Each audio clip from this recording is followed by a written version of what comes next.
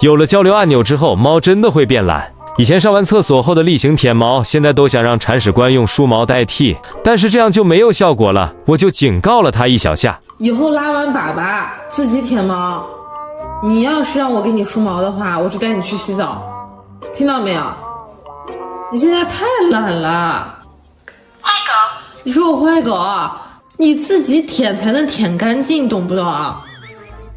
梳毛是梳不干净的。结束。以后猫砂盆，以后去完猫砂盆自己舔毛，好还是不好？结束。那行，以后你去完猫砂盆，再让我给你梳毛，妈妈就带你去洗澡。